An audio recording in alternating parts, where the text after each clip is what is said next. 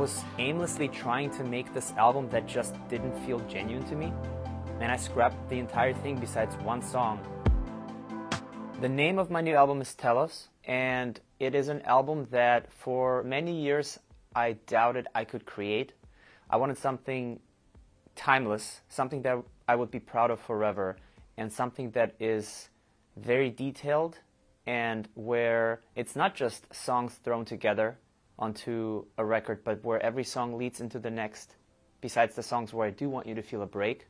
And even the length of the breaks was a consideration.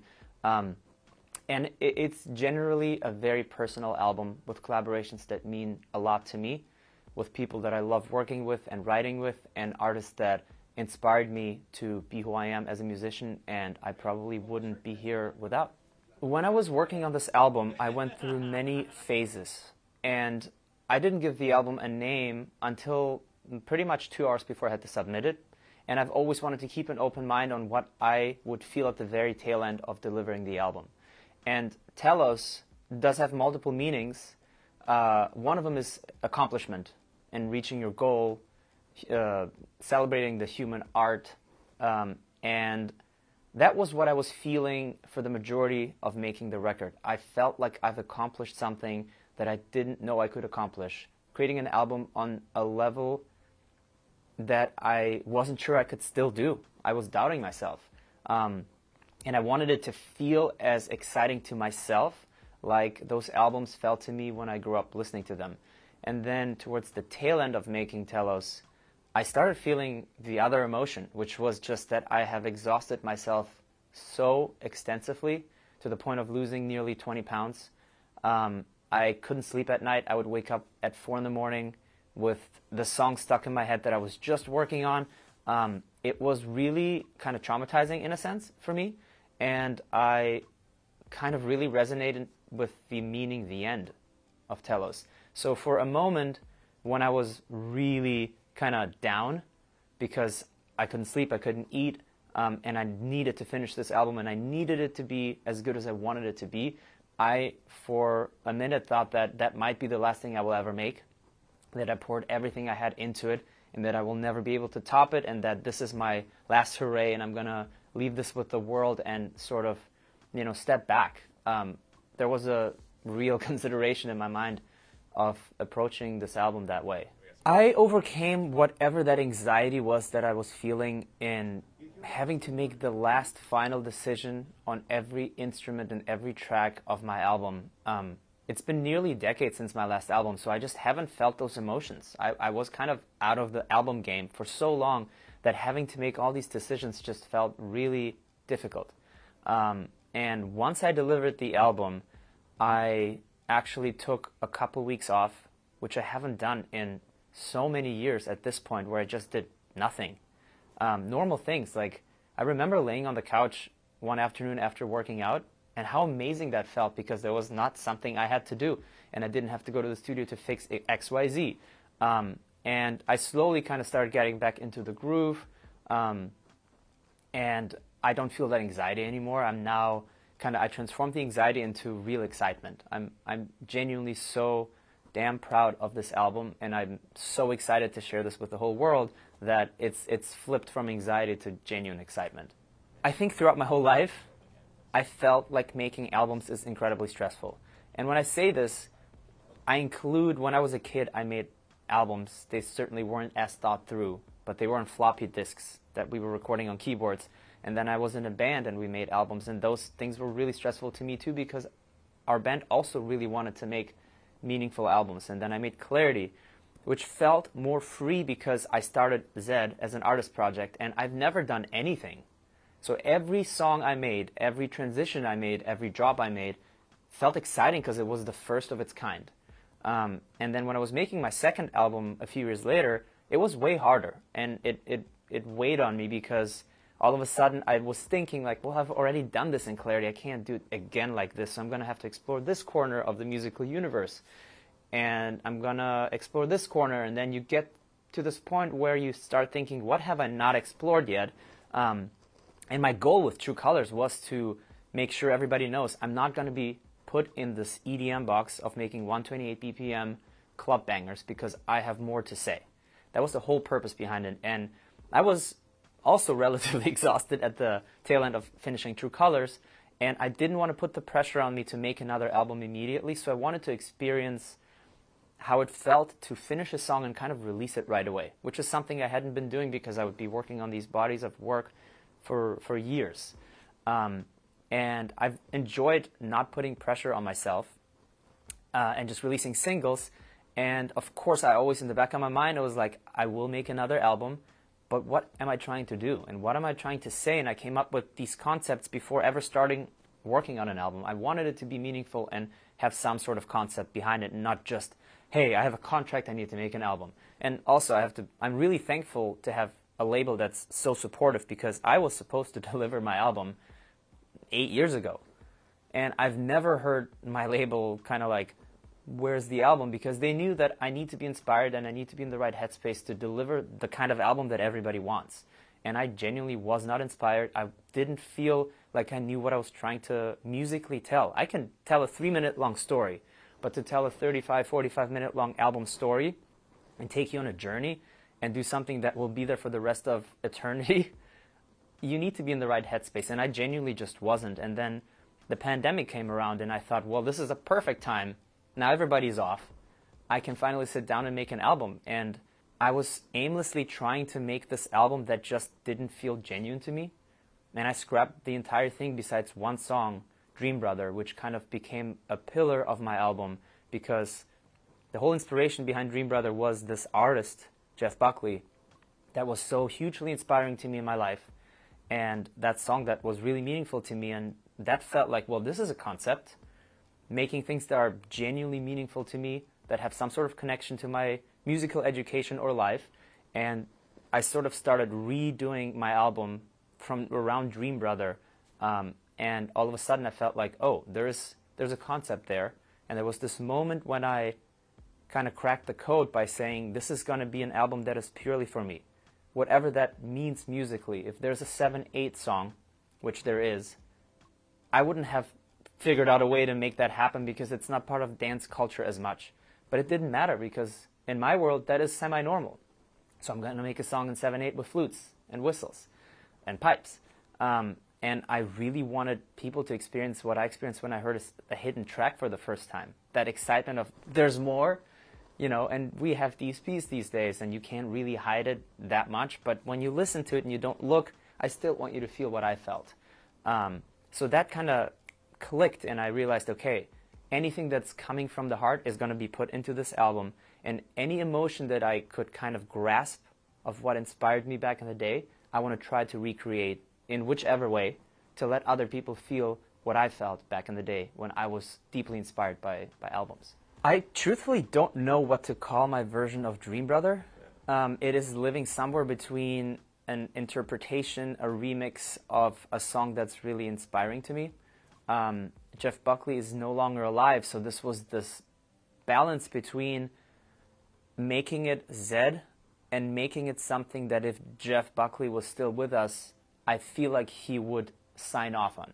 This isn't just something I'm going to do my thing with it. I want it to be incredibly respectful, especially because there are no Jeff Buckley remixes and the estate hasn't allowed any.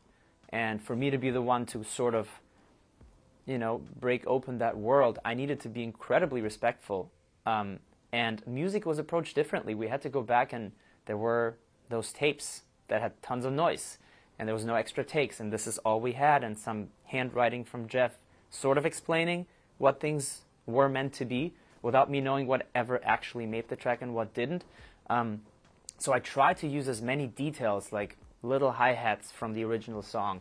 Anything that I could kind of repurpose in my interpretation, I tried to use, and just sort of try to bridge these two different worlds that I've always thought would live so well together. Maybe because Jeff has been so wildly inspiring to me. And I even sent it to people who had the honor of interviewing Jeff Buckley and are huge fans as well, to sort of get a, you know, Jeff, like, how do you feel about this? You're emotionally attached to this song. How does this make you feel? And it actually turned out to be a song that a lot of people that I have played the album for like the most. I think I've always really loved Dream Brother. It had this like haunting discomfort in the song that I so love. I generally feel most comfortable harmonically living in a space where you're not entirely sure how to feel. I love when a song makes you want to like smile and cry at the same time and you're not incredibly sure what to feel. This is one of those songs where you feel this discomfort, but also it feels like a hug at the same time. And I just love that motive. It's so genius to me. And I always thought that motive would feel really good in an electronic space. And I always thought the song would also feel really good, sped up quite dramatically, which I had to do to get it to feel good in this space. And when we reached out to Jeff Buckley's estate, I didn't have a demo to present. All I had was this idea in my head, and I truthfully never thought it would happen. So I didn't even bother mocking anything up. It was just a matter of reaching out and sort of being like, hey, I have this vision. I feel like I could take the song to a different place and honor it and sort of highlight it. And they happen to like my music. I mean, I really just got incredibly lucky to have the honor to rework Dream Brother. And it wasn't until like 5 or 6 years later that we were able to even show a rough version of it, because this all started in 2017. So it's been a long journey, as many other songs on my album, where I started Out of Time in 2015 and Lucky in 2019. This has truly felt like the first time again making an album, because all these things came from years ago, and I could feel like the inspiration felt similar to how I felt when I made Clarity, where everything felt new.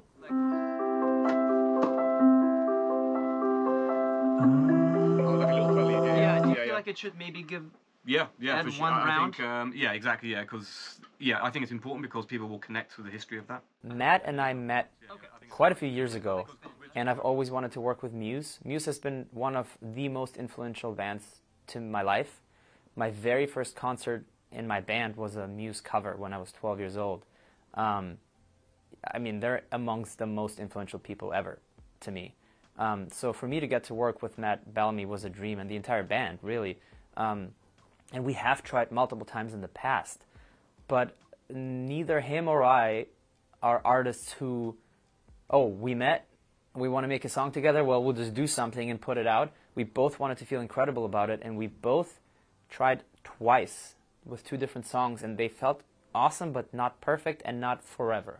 So luckily, he's very similar to me musically, in the regard that we're not going to force anything. It will happen one day.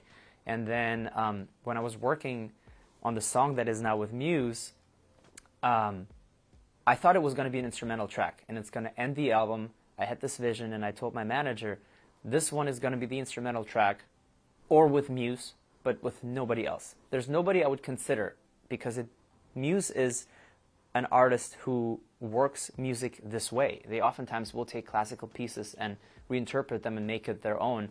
And to me, it was like, well, if I'm going to reinterpret my favorite classical piece of all time, I'm only going to do it with somebody who does that as well and who inspired me to do that to begin with. And I sent it to Matt, and he sort of said, let me live with this for a little bit. And then I was in the studio working on Shanti when I got a text message like, hey, I wrote a vocal for it, check this out. And then everything changed in that moment, because I knew, well, okay, now it's going to be with Matt. And then we spent maybe 4 or 5 revisions of reworking the melody a little bit. Matt wrote the lyrics, and then we were kind of at this path of, well, is this now a you and I collab, or is this going to be a Zedd and Muse collab? So we shared it with the band. The band loved it, and then they recorded their parts in Europe while we were in LA, and it became this entire incredible collaboration where the song had a little lack of humanity. It all felt very programmed until they recorded their parts, and all of a sudden this human element came back into the track that really brought it to life. And yeah, it's like the most emotional album ending that I could imagine for myself, to end with the band that sort of started it all. And yeah, it's a gigantic honor to have a song with Muse. The hidden track actually has separate lengths on separate mediums. So if you listen to it on vinyl, the way on vinyl you likely would have had slightly longer times before the song actually kicks in, there's a much longer break than on another version that you might hear. I didn't want to sort of overwhelm people and make them wait forever on a digital medium. So my approach to make the hidden track hidden but still be part of the album is to have an incredibly long reverb tail of the very last note. And it's a 20-ish second long reverb tail. And the moment it hits actual zero, it reverses and comes back around. And then you get to feel that entire song sort of like a victory lap, again in purely orchestral form. And then when that is over, that is the true ending. The orchestra show I did reignited a flame that was sort of just there, and I forgot about it. I think rediscovering all the music that I wrote for my first album and relearning it all made me feel like, ooh, I want to feel this emotion. And I really enjoyed working with an orchestra and sort of experiencing the depth that you can create with it. Plus, one of my favorite albums of all time, Diorama by Silverchair, was an album where a rock world was morphed with this orchestra so masterfully that it didn't feel like you were thrown into two different genres and you didn't understand what's going on. It felt like a blanket over the whole thing. So I was really inspired by that album to approach it this way, and I was just curious, what would it feel like if electronic music was so deeply rooted with an orchestra around it? So that is truthfully the reason why I tried it. So it's a mixture of the inspiration from one of my favorite albums of all time and rediscovering my old music and how it felt to have an orchestra around it. Because I think sometimes I put a lot of musicality into my music that can get overshadowed by the sound design and the fact that the kick will take away 50% of your spectrum.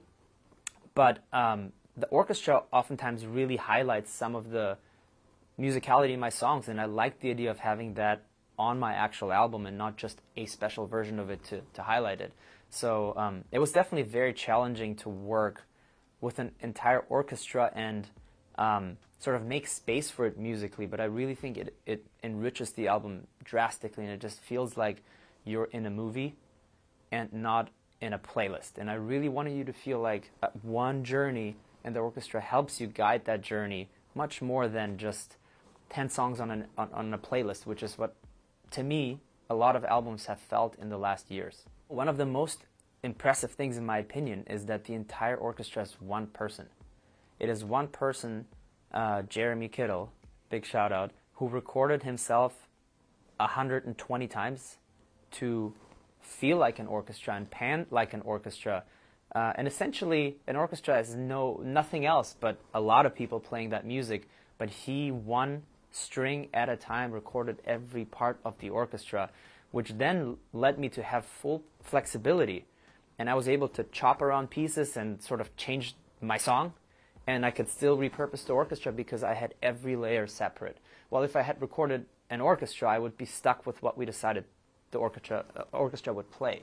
So it was an excessive process of 7-ish months of just doing this orchestra bit, but it really turned out so incredible and so rich and cinematic and almost feels like a theater play at times. This tour is really focused on highlighting Telos as an album, and of course I will never forget about my past music. I'm not trying to make a tour and force all these new songs on people and that's it. I think having played an orchestral show now in the past really gave me an appetite for exploring that much further, but I would much prefer to really fully focus on an orchestral show, which I likely will do again, and I truthfully didn't know that there was an appetite for my fans to hear my music in such a way. So I'm not going to have an orchestra on stage with me. I feel like it would feel strange in the environments that I'm putting myself in on this particular tour, but I definitely could imagine this album played fully orchestrally, because we kind of have orchestral versions of most songs since they kind of start this way.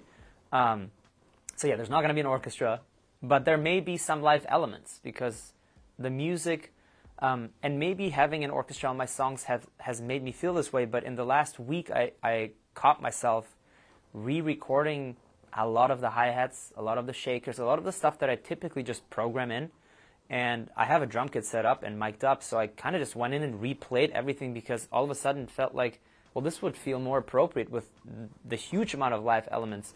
You know, like the song I did with John Mayer, Automatic Yes, is like mostly live.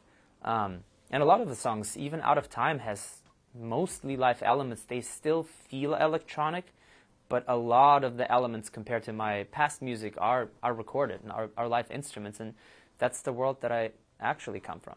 Yeah, I'm a drummer. I sometimes will play drums when it feels right, but I never force it if a programmed drum sounds better.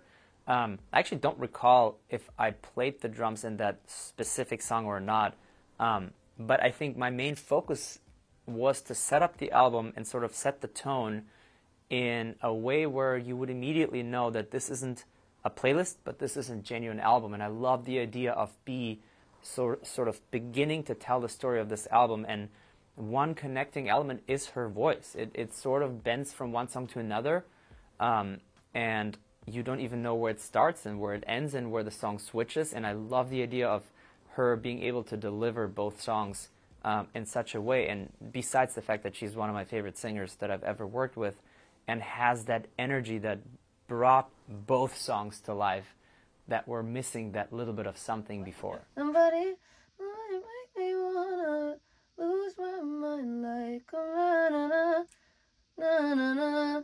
We were trying to make a song together quite a few years ago. We also have the same manager, and we've loved each other's music for many years. So it was a similar situation as with some of the other artists on this album. They were some of my dream collaborations that I didn't want to force, and I knew the time would come and eventually this would happen.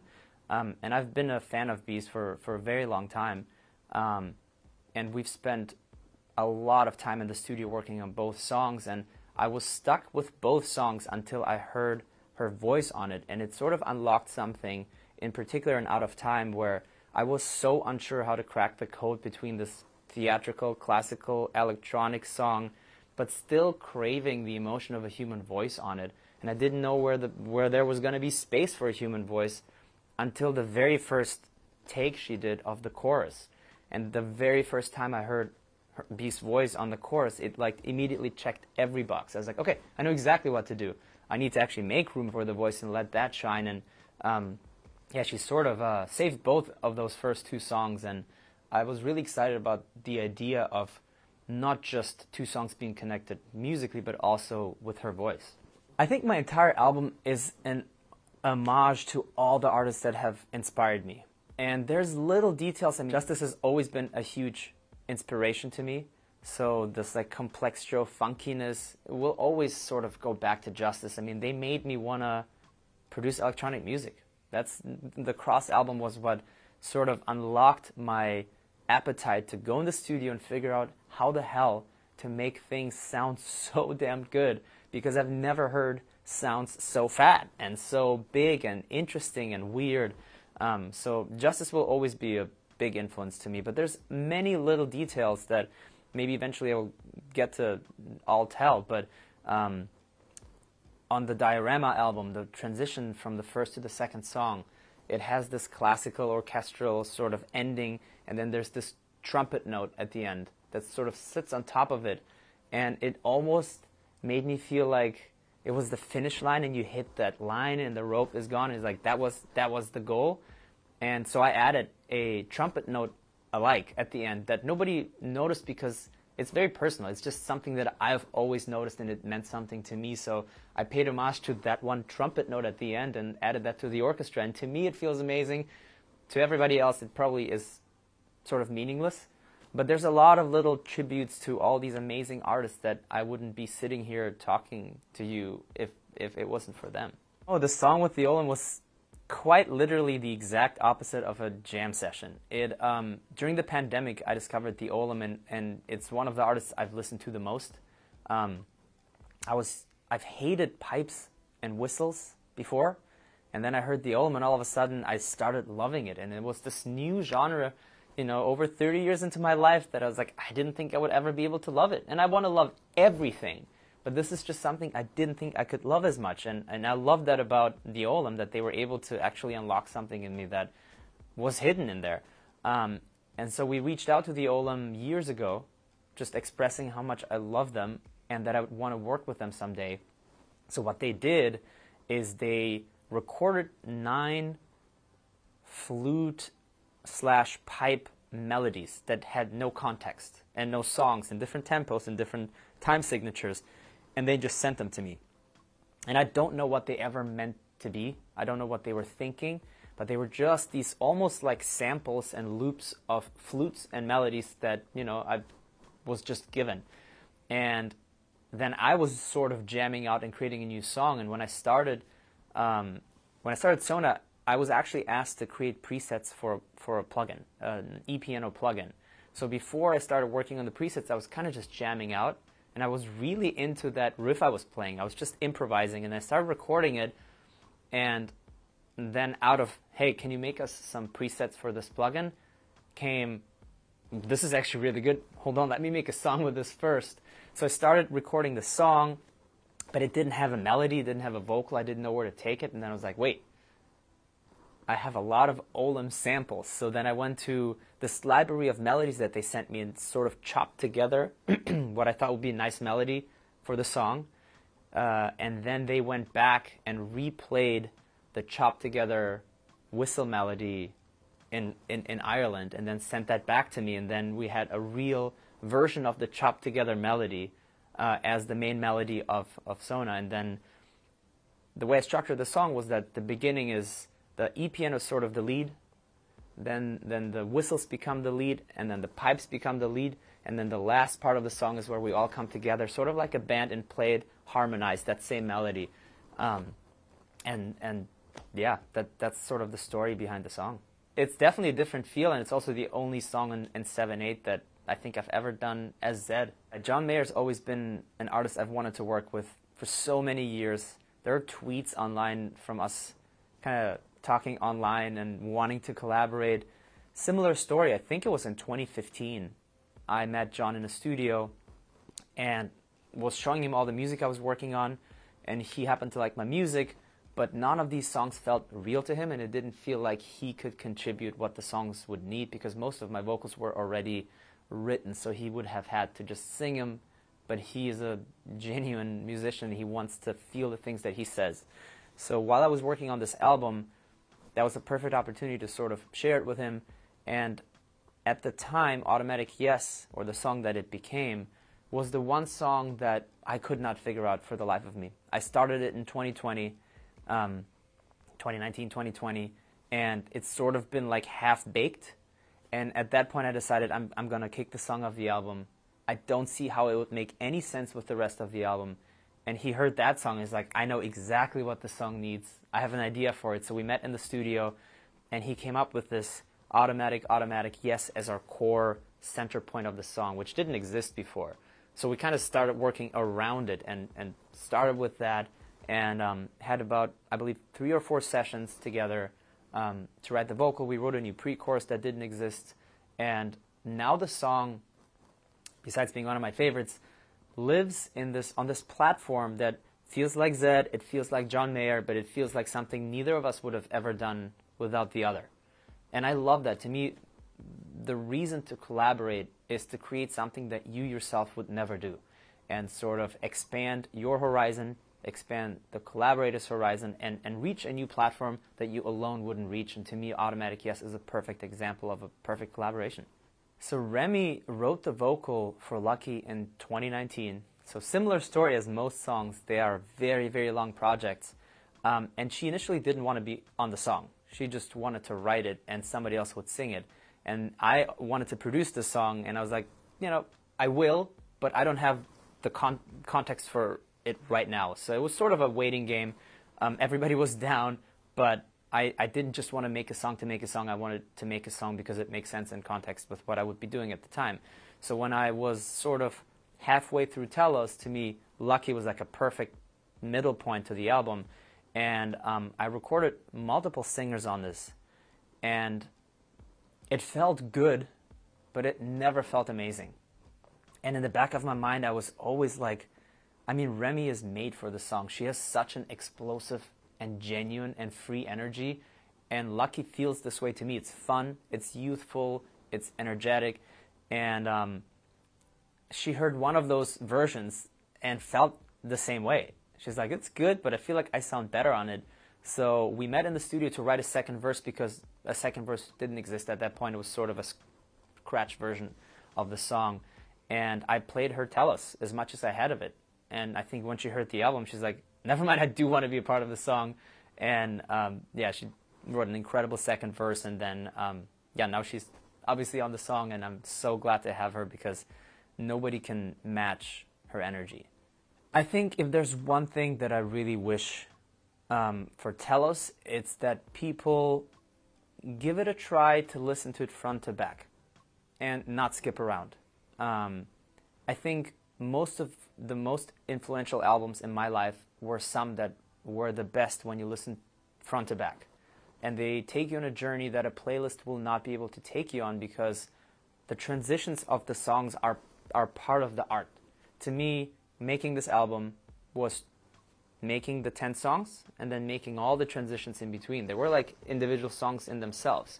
So I really hope people will find 38 minutes of their lives where they just sit down and listen to it front to back and see how that makes them feel. And no matter what emotion it evokes, I'm glad to evoke any emotion.